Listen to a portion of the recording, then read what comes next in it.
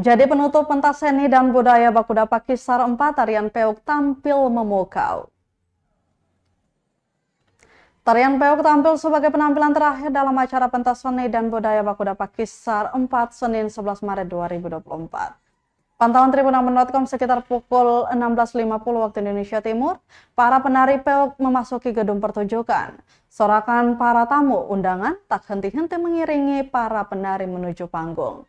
Sontak para tamu mengangkat kamera smartphone untuk mendokumentasikan tarian yang berasal dari desa Lebelau, Pulau Kisar, Kabupaten Maluku Barat Daya atau NBD ini.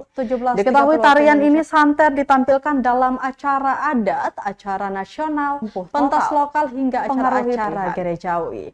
Selain itu, tarian dengan personil lebih dari 20-an orang ini sering digunakan dalam acara penyambutan tamu-tamu terhormat.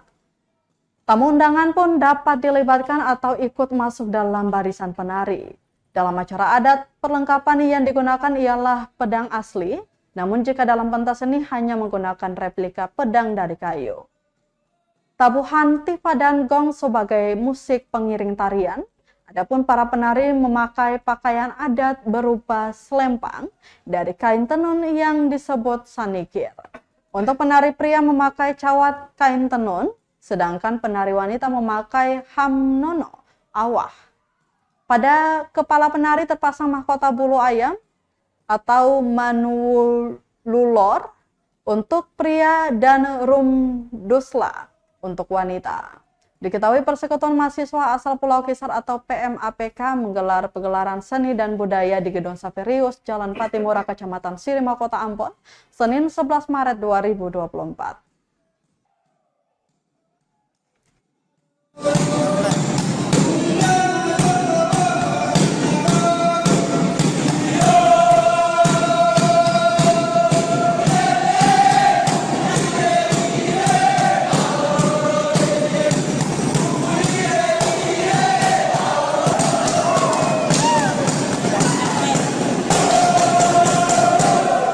Download Tribun X sekarang, menghadirkan lokal menjadi Indonesia.